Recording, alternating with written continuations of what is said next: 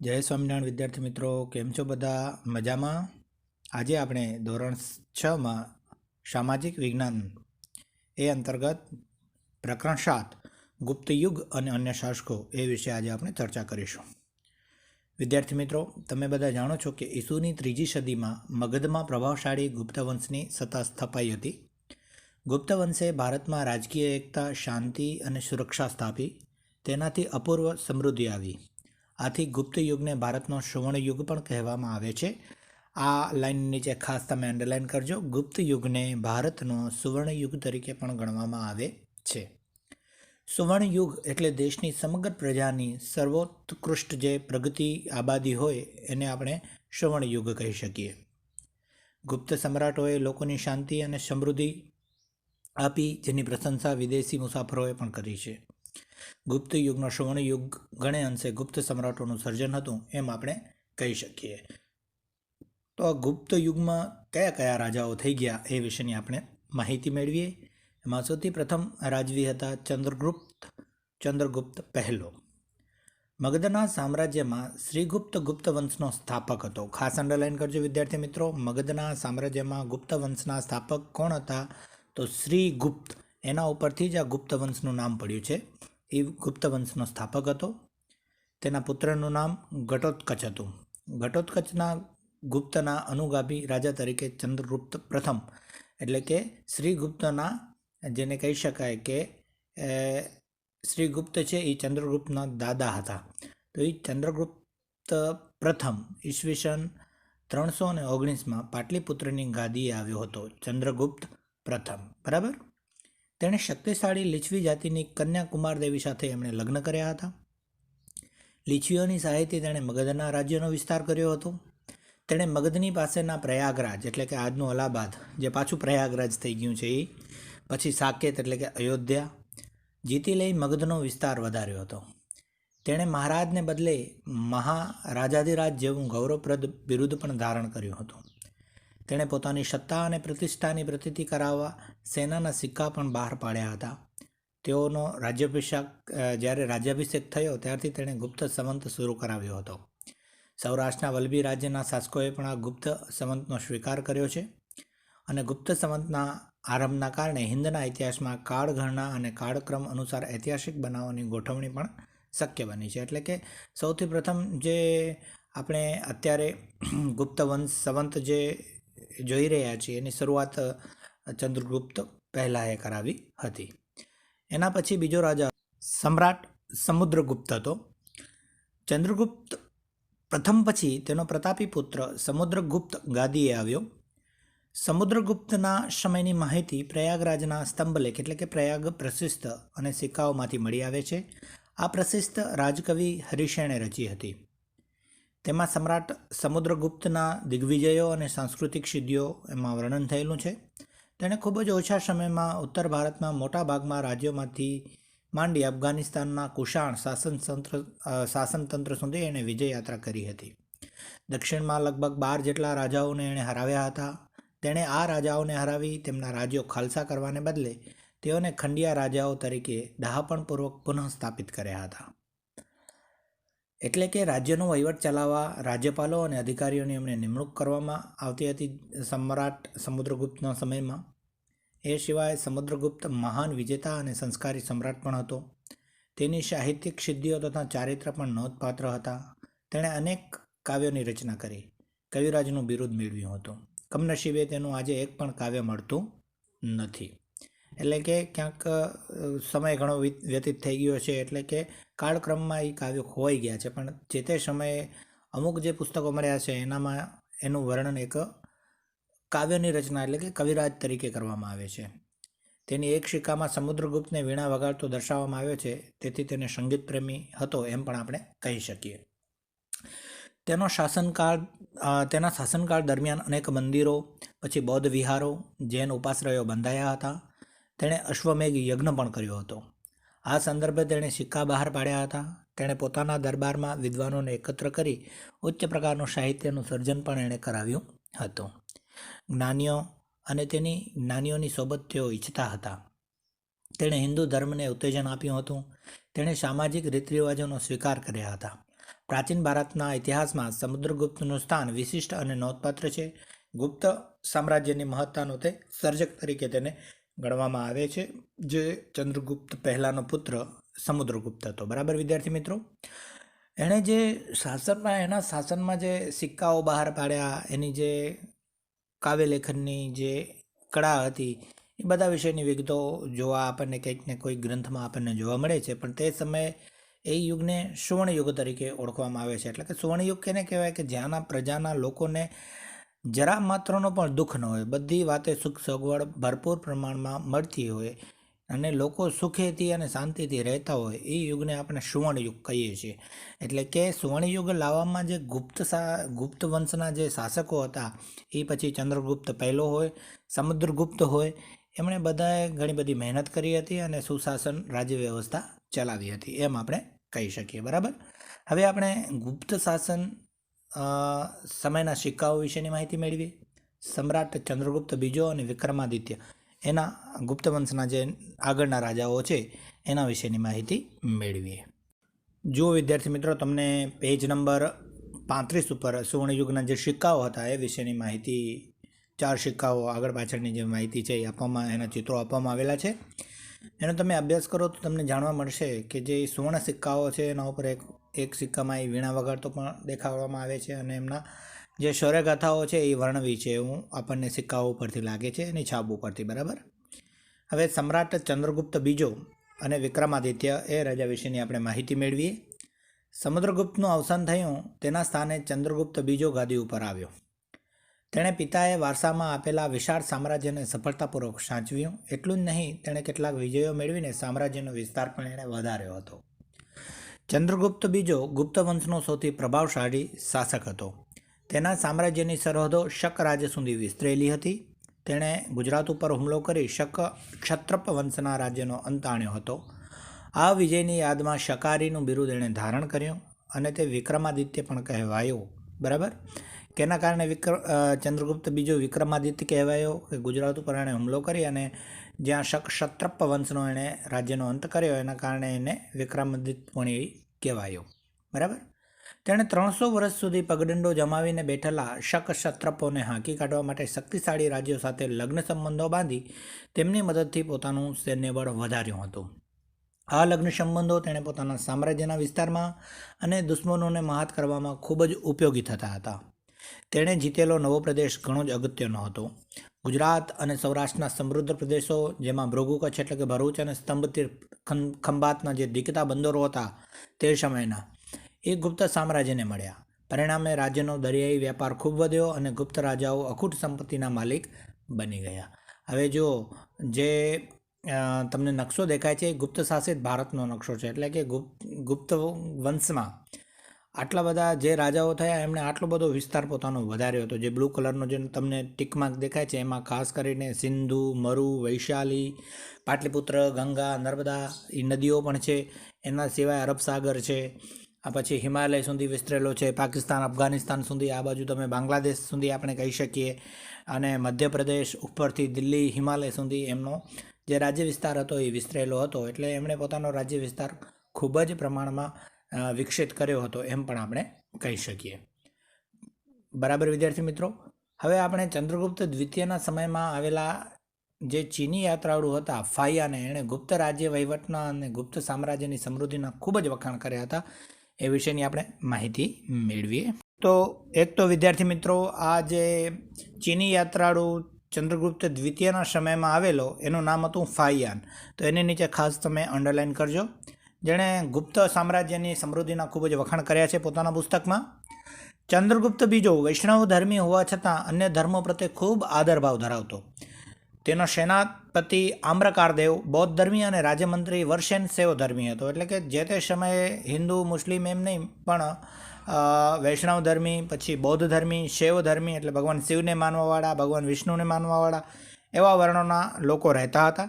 પણ એ ચંદ્રગુપ્ત બીજો હતો એ બધા ધર્મ પ્રત્યે એને આદરભાવ હતો. તો એની નીચે ખાસ અંડરલાઇન કરજો કે સેનાપતિનું નામ તો આમ્રકારદેવ જે બૌદ્ધ ધર્મી હતો અને રાજ્યમંત્રી વર્ષેન છે એ શૈવ ધર્મી હતો. રાજધાની પાટલીપુત્રમાં તેણે અનેક બૌદ્ધ મઠો પણ આવેલા છે. પાટલીપુત્ર એટલે કે અત્યારનું બિહાર જે છે એ પાટલીપુત્રમાં ઘણા બધા જે બૌદ્ધ મઠો આવેલા છે એનું બાંધકામ સમુદ્રગુપ્ત દ્વિતીય એટલે કે વિક્રમાદિત્યએ કરાવ્યું હતું. તેનું જ્યારે શાસનકાળ હતું એ દરમિયાન મેળવેલ સાંસ્કૃતિક સિદ્ધિઓને કારણે જ ગુપ્ત યુગ સુવર્ણ યુગ બની શક્યો છે. તે વિદ્વાનો અને કવિઓનો આશ્રયદાતા હતો. સંસ્કૃત ભાષાના મહાન કવિ અને નાટ્યલેખક કાલિદાસ તેના રાજકવિ હતા. આ ખાસ અંડરલાઈન કરજો કે કયા રાજ્યના રાજકવિ કાલિદાસ હતા. તો ચંદ્રગુપ્ત બીજાના જે રાજકવિ હતા એ કાલિદાસ હતા. કાલિદાસ સંસ્કૃત સાહિત્યના ખૂબ જ મોટા નાટ્યલેખક છે અને એક મહાન કવિ છે. એની બધા વિશેની માહિતી આપણે મેળવીશું, બરાબર. એના સિવાય ધન્વંતરી તેના રાજવૈદ હતા. અત્યારે પણ તમે જુઓ જે વૈદોના દેવ તરીકે ઓળખાય છે એ ધન્વંતરી, એ જે સમયમાં ચંદ્રગુપ્ત દ્વિતીયના એ રાજવૈદ હતા. વૈજ્ઞાનિક વારાહમિહિર, વૈતાલ ભટ્ટ, અમરકોશના રચયિતા અમરસિંહ જેવા રત્નોથી તેનો રાજ દરબાર શોભતો હતો. એટલે કે જેમ અકબરના નવરત્નો હતા એમ ચંદ્રગુપ્ત દ્વિતીય પાસે પણ આવા અમૂલક લોકો એટલે કે જે વારામિહિર, વૈતાલ ભટ્ટ, પછી અમરસિંહ, ધન્વંતરી, કાલિદાસ જેવા જે રત્નો હતા એ એના રાજ દરબારમાં શોભતા હતા.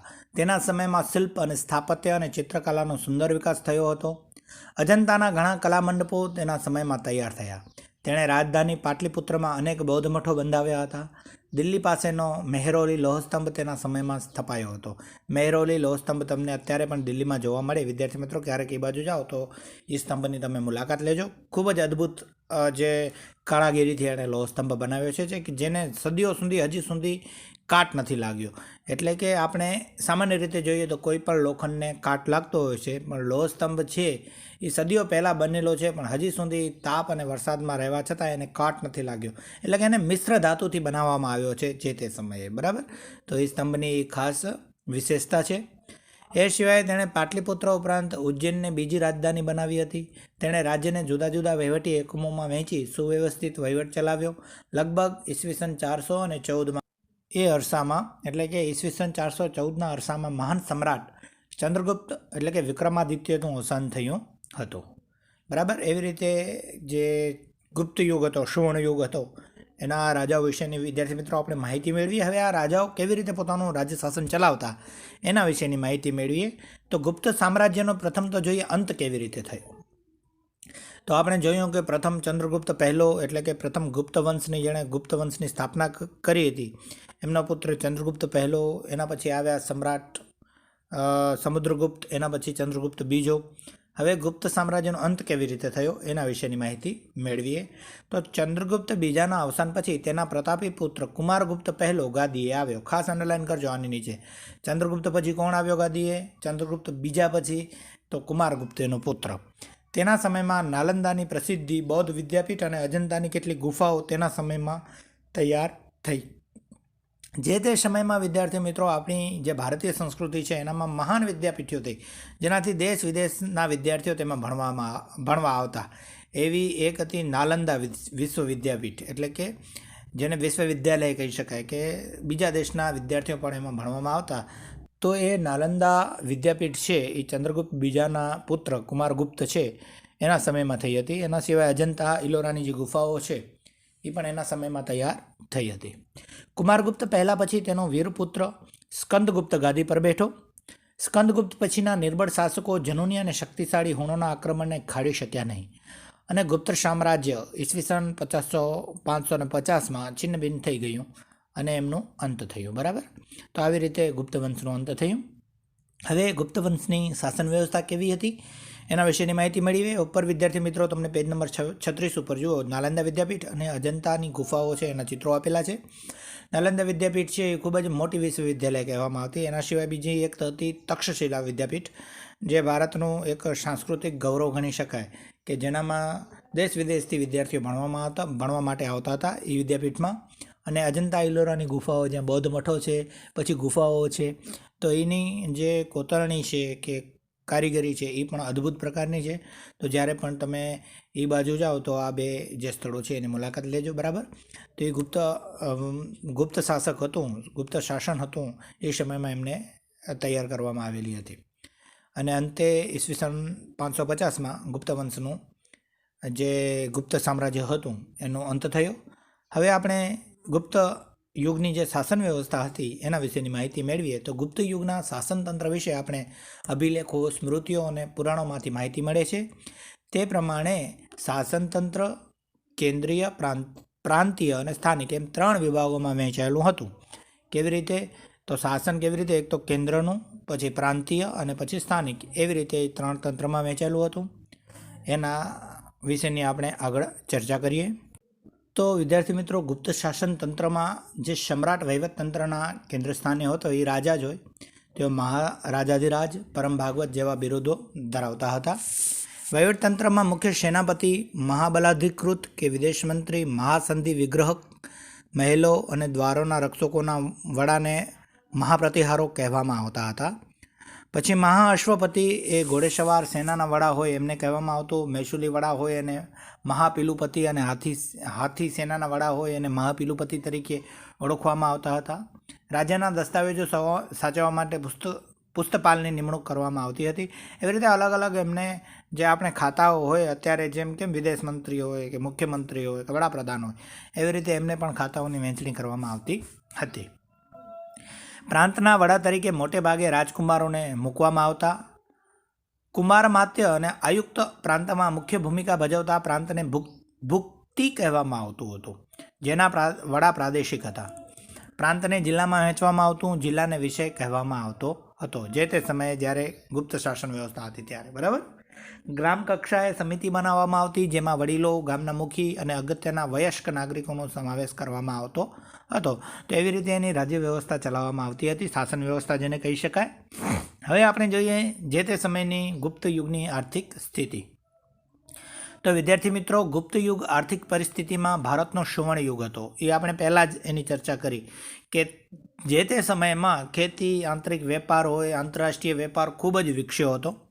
વિશિષ્ટ ખેત પદ્ધતિઓમાં વાર્ષિક, ત્રિવાર્ષિક અને પંચવાર્ષિક ખેત પદ્ધતિઓ જોવા મળેલ. ઉત્તર ભારતમાં ઘઉં, ચોખા, ગાંધારમાં શેરડી, કાશ્મીરમાં દ્રાક્ષ, કેસર તથા કામરૂપમાં નાળિયેર થતા.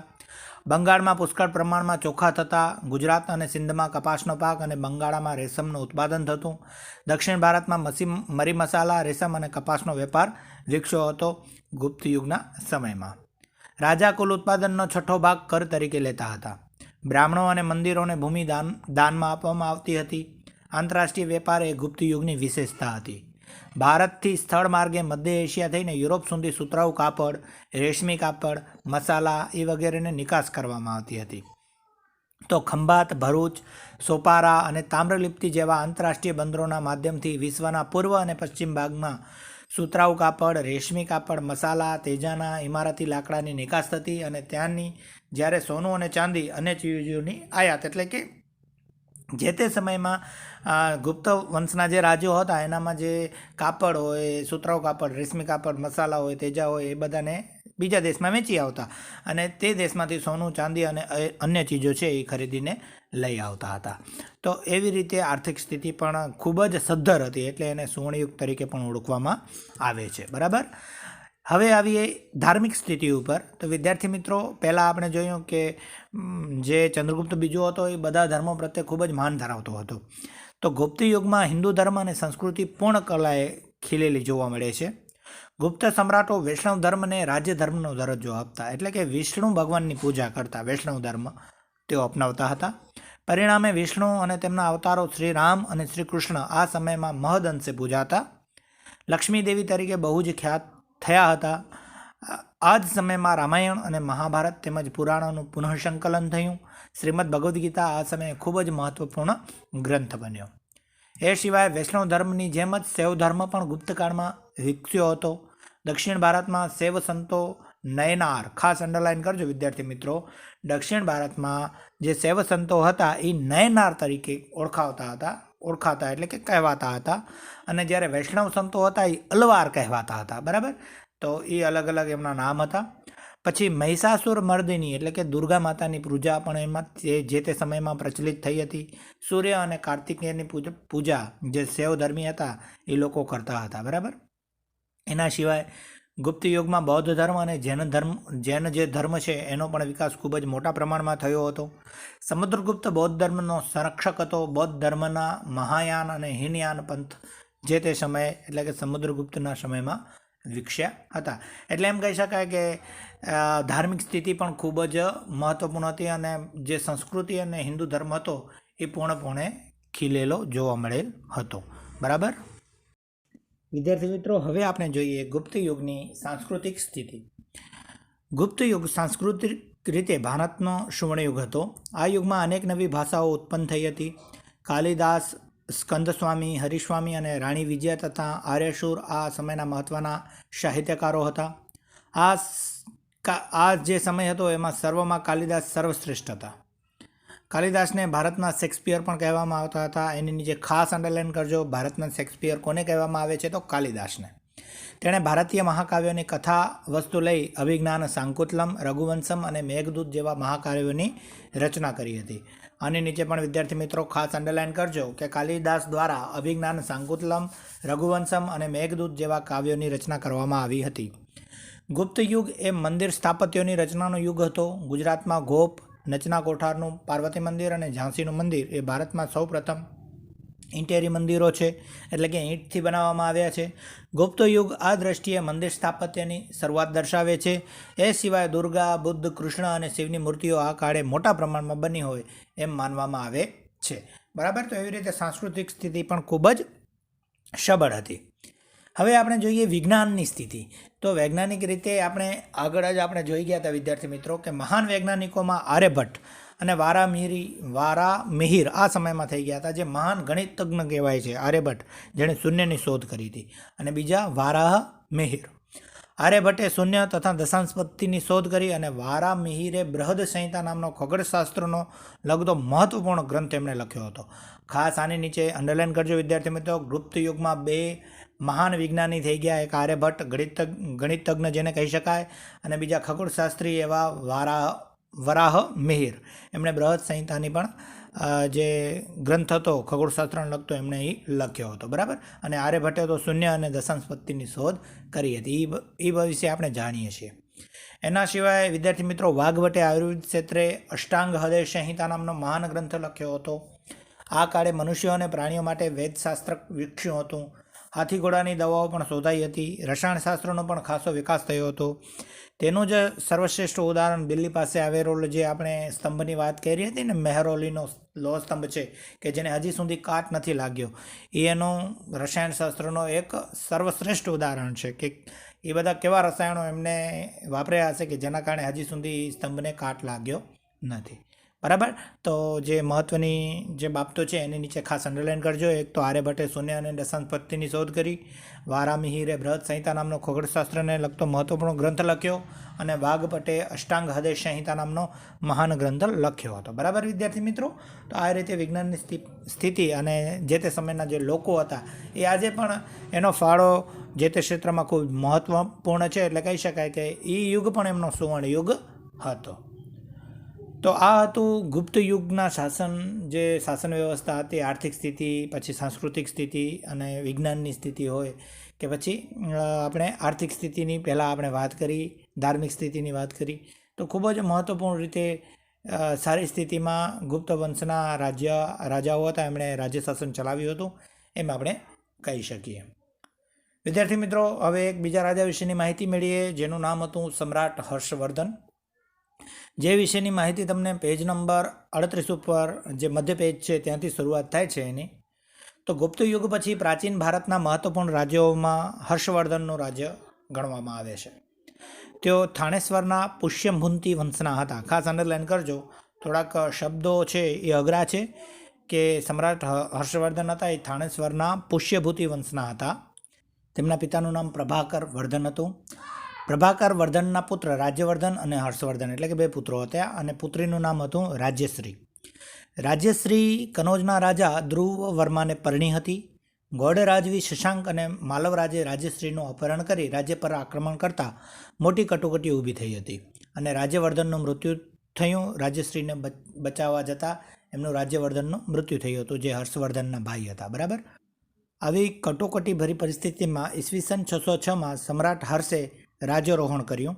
તેમણે રાજ્યશ્રીને બચાવ્યા. એટલું જ નહીં, રાજ્યશ્રીનું રાજ્ય કનોજ અને થાનેશ્વર એમ બંને રાજ્યો પર પોતાનું યોગ્ય સુશાસન એમણે શરૂ કર્યું. હર્ષવર્ધન પ્રાચીન ભારતના છેલ્લા મહાન સમ્રાટ હતા. ખાસ અંડરલાઇન કરજો વિદ્યાર્થી મિત્રો. પ્રાચીન ભારતના છેલ્લા મહાન સમ્રાટ તરીકે હર્ષવર્ધનને ગણવામાં આવે છે. તેમણે મગધ, ઓડિશા, સારસ્વત, ગૌડ, મિથિલા સુધી પોતાનું સામ્રાજ્ય ફેલાવ્યું હતું. તેમના સમકાલીન રાજ્યોમાં વલ્લભીના મૈત્રક રાજા ધ્રુવસેન તેના જમાઈ હતા. દખ્ખણમાં પુલકેશી બીજો સૌથી શક્તિશાળી રાજા હતો. હર્ષવર્ધન અને પુલકેશી વચ્ચે થયેલા નર્મદાના યુદ્ધમાં સમ્રાટ હર્ષનો પરાજય થયો. હર્ષે મોટે ભાગે નર્મદાથી ઉત્તરના શક્તિશાળી રાજા ગણવામાં આવતા હતા. સમ્રાટ હર્ષનું સાંસ્કૃતિક પ્રદાન ખૂબ જ મહત્ત્વનું છે, ખૂબ જ અગત્યનું હતું. તેના સમયમાં મહાન ચીની યાત્રી યુએન સ્વાંગ ભારત આવ્યા હતા. તેના સમયમાં સમ્રાટ હર્ષવર્ધનના સમયમાં. અને ફાયન એક આપણે ઉપર પણ માહિતી મેળવી હતી, ગુપ્ત વંશમાં સમ્રાટ સમુદ્રગુપ્તના સમયમાં ફાયન આવ્યા હતા. જ્યારે સમ્રાટ હર્ષવર્ધન હતા એના સમયમાં ચીની મુસાફર યુએન સ્વાંગ આવ્યા હતા. બરાબર, એની નીચે ખાસ અંડરલાઇન કરજો વિદ્યાર્થી મિત્રો. અને તેમના રાજ દરબારમાં પણ તેઓ રહ્યા હતા. રાજા હર્ષવર્ધન શૈવ ભક્ત હતા અને પછીથી બૌદ્ધ ધર્મના મહાન અનુયાયી બન્યા. તેમણે કનૌજમાં યુએન સ્વાંગના અધ્યક્ષપદે એક ધર્મ પરિષદનું પણ આયોજન કર્યું. બુદ્ધની પ્રતિમાને હાથીની અંબાણી પર મૂકી તેની પૂજા કરાવી, તેની સ્થાપના કરી. મહાયાન અને હીનયાન સંપ્રદાયો વિશે આ પરિષદમાં ગોષ્ઠી પણ યોજાઈ હતી. એટલે કે એમ કહી શકાય કે એમણે ધર્મ પ્રત્યે પણ બહુ મહાન હતો. એના સિવાય વિદ્યાર્થી મિત્રો હર્ષવર્ધન સાહિત્ય, કલા અને વિદ્યા પ્રત્યે પણ અનુરાગ રાખતા હતા. તેના દરબારમાં મહાન કવિ બાણભટ્ટ સંકળાયેલા હતા અને બાણભટ્ટ દ્વારા હર્ષચરિતમ અને કાદંબરી જેવા સંસ્કૃત સાહિત્યના મહાન ગ્રંથો પણ લખાયા હતા. આગળ વિદ્યાર્થી મિત્રો આપણે કાલિદાસ દ્વારા લખાયેલા ગ્રંથોની વાત કરી હતી, જે મહાકાવ્યો હતા. હવે હર્ષવર્ધનના સમયમાં એક એવા જ મહાન કવિ બાણભટ્ટ એમની સાથે સંકળાયેલા હતા અને એમણે હર્ષચરિતમ અને કાદંબરી જેવા સંસ્કૃતના સાહિત્યના મહાન ગ્રંથો લખ્યા હતા. એની નીચે ખાસ અંડરલાઇન કરજો. મયુરભટ્ટ અને કવિ જયસેન પણ હર્ષના મહાન કવિઓ હતા. સમ્રાટ હર્ષ પોતે પણ ઉચ્ચ કોટીના સાહિત્યકાર હતા અને એમના દ્વારા પ્રિયદર્શિકા અને રત્નાવલી નામના 2 નાટકોની રચના કરવામાં આવી હતી. એટલે કે સમ્રાટ હર્ષ દ્વારા પણ 2 નાટકો લખાયા હતા અને એ 2 નાટકોના નામ છે પ્રિયદર્શિકા અને રત્નાવલી. તો વિદ્યાર્થી મિત્રો એની નીચે પણ તમે અંડરલાઇન કરજો કે સમ્રાટ હર્ષ દ્વારા પણ 2 નાટકો રચવામાં આવ્યા હતા. એના નામ પ્રિયદર્શિકા અને રત્નાવલી હતા. સાથે સાથે ભગવાન બુદ્ધની જાતક કથાઓ ઉપરથી નાગાનંદ નામનું એમણે વિશિષ્ટ પુસ્તક ઉપરથી એક વિશિષ્ટ નાટક પણ એમણે લખ્યું હતું. એટલે કે 3 નાટકો એમણે લખ્યા. હર્ષ અન્ય દેશો સાથે પણ મૈત્રી સંબંધો એમણે બાંધ્યા હતા. તેણે પોતાના દૂત મંડળને ચીનમાં મોકલ્યા હતા. તે જ રીતે ચીનથી ભારતમાં ચીની દૂત મંડળે એના સમયમાં મુલાકાત લીધી હતી. આ દ્રષ્ટિએ સમ્રાટ હર્ષ એક ઉચ્ચ કોટીના શાસક, વિજેતા, વહીવટકર્તા અને સાહિત્યકાર હતા.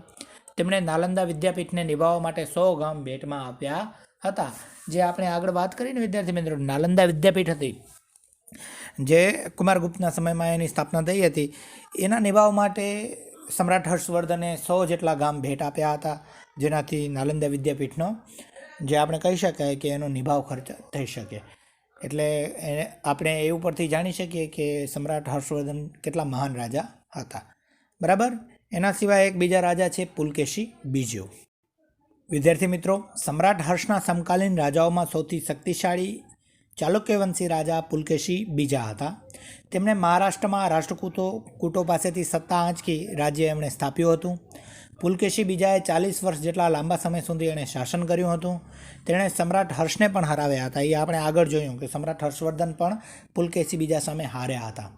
તે મહાન વિજેતા હતા. તે દક્ષિણ ભારતના કદંબો, માહેશ્વરના ગંગો, કોંકણના મૌર્યોને હરાવી દક્ષિણ પથના સ્વામીનું બિરુદ એમણે પ્રાપ્ત કર્યું હતું. એના પછી લાટ, માનવ અને ગુર્જરોને પણ તેણે હરાવ્યા હતા. કર્ણાટક, મહારાષ્ટ્ર અને કોંકણ એ સમગ્ર વિસ્તાર તે સ્વામીનો હતો. હર્ષની જેમ જ તે અન્ય દેશો સાથે એમનો સંબંધ એમણે વિકસાવ્યા હતા. તેણે ઈરાનમાં પોતાના એક રાજદૂતને મોકલ્યો અને ઈરાનના શહેનશાહ ખુસરો બીજા તેના ખૂબ સારા મિત્ર હતા એમ કહી શકાય. તો આવી રીતે પુલકેશી બીજા પણ હર્ષવર્ધનના સમકાલીન એક શ્રેષ્ઠ રાજા હતા. એના સિવાય અન્ય રાજ્યોમાં વિદ્યાર્થી મિત્રો વાત કરીએ તો આ સમયે અન્ય રાજ્યોમાં કાંચીના પલ્લવો, રાજસ્થાનના ગુર્જર પ્રતિહારો, વલ્લભીના મૈત્રિકો, દક્ષિણ ગુજરાતમાં ગુર્જરો, કાશ્મીરમાં કર્કોટકો વગેરેનો સમાવેશ થાય છે. જેમાં કાંચીના પલ્લવો સ્થાપત્ય અને કલાને લીધે પ્રખ્યાત થયા હતા. તેમણે બ્રહ્મા, વિષ્ણુ, મહેશની અનેક મૂર્તિઓ, શિલાઓમાં કંડારી મંદિરો બંધાવ્યા હતા. મહાબલીપુરમમાં સમુદ્ર તટે રથ મંદિરો બંધાવનાર પલ્લવોએ ભારતીય સાંસ્કૃતિક સમૃદ્ધિમાં એમણે વધારો કર્યો હતો. કાંજીવરમમાં તેમણે બંધાવેલું કૈલાસનાથ મંદિર તે સમયનું સૌથી શ્રેષ્ઠ મંદિર ગણાવી શકાય, જેનું બાંધકામ કોણે કરાવ્યું હતું? તો પલ્લવોએ કરાવ્યું હતું. બરાબર વિદ્યાર્થી મિત્રો. તો આ કાંજીવરમ જે મંદિર બંધાવ્યું કૈલાસનાથ મંદિર છે, અત્યારે પણ ભારતની એક સાંસ્કૃતિક ધરોહર છે અને તે સમયનું પણ એક શ્રેષ્ઠ મંદિર હતું. બરાબર. તો એ બધા જે રાજાઓ હતા એમણે સાંસ્કૃતિક રીતે, આર્થિક રીતે, સામાજિક રીતે કે પછી ધાર્મિક રીતે ખૂબ જ મહત્વપૂર્ણ ભૂમિકા ભજવી હતી. તો આ હતા ગુપ્ત વંશના. પહેલાં આપણે વિદ્યાર્થી મિત્રો વાત કરી ગુપ્ત વંશ અને એના શાસકો વિશેની, પછી હર્ષવર્ધન, પુલકેશી બીજા વગેરે રાજાઓ વિશે આજે આપણે ચર્ચા કરી. ગુપ્ત યુગના અને અન્ય શાસકો વિશેની ચર્ચા કરી. આ સાથે આ પાઠ અહીં પૂર્ણ થાય છે. ખૂબ જ ટૂંકમાં માહિતી બધાની આપવામાં આવેલી છે, પણ ખૂબ જ મહત્વપૂર્ણ માહિતી છે, જેમાં ઘણા બધા મહાકવિ બાણભટ્ટ હોય, પછી કાલિદાસ હોય, એ વગેરેની માહિતી પણ આપણે મેળવી. એના સિવાય વારાહમિહિર, પછી આર્યભટ્ટ, વાઘભટ્ટ વગેરે જેવા જે મહાન વ્યક્તિત્વ થઈ ગયા એના વિશેની આપણે માહિતી મેળવી, રાજાઓ વિશેની માહિતી મેળવી. તો આ સાથે વિદ્યાર્થી મિત્રો આ પાઠ અહીં પૂર્ણ થાય છે. હવે આ પાઠના સ્વાધ્યાયના પ્રશ્નની આપણે ચર્ચા કરીએ, જે તમને આજે ગૃહ કાર્યમાં કરવાનું રહેશે. તો ચાલો વિદ્યાર્થી મિત્રો, હવે આપણે એના સ્વાધ્યાયના પ્રશ્નોની ચર્ચા કરીએ. વિદ્યાર્થી મિત્રો, સ્વાધ્યાયના પ્રશ્નમાં પ્રથમ પ્રશ્ન છે એ છે વિકલ્પવાળા પ્રશ્નો. એમાં પ્રથમ પ્રશ્ન, ગુપ્ત વંશનો સ્થાપક કોણ હતો? તો એના જવાબમાં આવશે એ શ્રીગુપ્ત એ ગુપ્ત વંશનો સ્થાપક હતો. પ્રશ્ન નંબર 2, જે તમને પેજ નંબર 40 ઉપર આપવામાં આવેલ છે. બીજો પ્રશ્ન છે વિદ્યાર્થી મિત્રો, સિક્કામાં કયા રાજાને વીણા વગાડતો દર્શાવવામાં આવ્યો છે? તો એનામાં જવાબ આવશે એ સમુદ્રગુપ્તને વીણા વગાડતો દર્શાવવામાં આવ્યો છે. ત્રીજો પ્રશ્ન, દિલ્હી ખાતે લોહ સ્તંભનું નિર્માણ કોના સમયમાં થયું હતું? તો વિદ્યાર્થી મિત્રો એનામાં પણ જવાબ આવશે એ ચંદ્રગુપ્ત બીજાના સમયમાં દિલ્હીમાં જે મહેરૌલી લોહ સ્તંભ છે એનું નિર્માણ થયું હતું. એટલે પહેલાં, બીજા અને ત્રીજા ત્રણેયમાં જવાબ એ અને એ આવશે. ચોથો પ્રશ્ન, કુમારગુપ્તના સમયમાં કઈ વિદ્યાપીઠની સ્થાપના થઈ હતી? તો વિદ્યાર્થી મિત્રો એનામાં જવાબ આવશે બી, નાલંદા વિદ્યાપીઠની સ્થાપના થઈ હતી. બરાબર. હવે બીજો પ્રશ્ન છે, ટૂંકમાં ઉત્તર આપો તો એ વિશેની માહિતી મેળવીએ.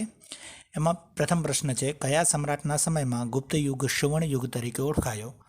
તો વિદ્યાર્થી મિત્રો એનામાં જવાબ આવશે કે ચંદ્રગુપ્ત બીજા સમ્રાટ હતો. ચંદ્રગુપ્ત બીજો સમ્રાટ, જેને વિક્રમાદિત્ય પણ કહેવામાં આવે છે, એના સમયમાં ગુપ્ત યુગ સુવર્ણ યુગ તરીકે ઓળખાયો હતો. બીજો પ્રશ્ન છે, હર્ષચરિતમના લેખક કોણ હતા? તો એના જવાબમાં આવશે કે હર્ષચરિતમના લેખક બાણભટ્ટ હતા. બરાબર. તો એ હતા બે એક વાક્યવાળા પ્રશ્નોના જવાબ. વિદ્યાર્થી મિત્રો, ત્રીજો પ્રશ્ન છે એ જોડકા જોડો છે. તો હું તમને એના જોડકા જોડાવી દઉં અને સાચા જવાબ પણ લખાવી દઉં. મુખ્ય સેનાપતિ, તો જે આપણે શાસન વ્યવસ્થા જોઈ તો એમાં મુખ્ય સેનાપતિને શું કહેવામાં આવતું? તો એનો જવાબ આવશે સી, મહાબલાધિકૃત તરીકે ઓળખવામાં આવતો મુખ્ય સેનાપતિને. તો પહેલામાં આવશે સી. એના પછી બીજો જિલ્લા, તો જિલ્લાને વિષય તરીકે ઓળખવામાં આવતો, એટલે જવાબ આવશે બીજાનો એ વિષય. ત્રીજો છે કર, તો એના જવાબમાં આવશે કર એટલે કે ઉત્પાદનનો છઠ્ઠો ભાગ.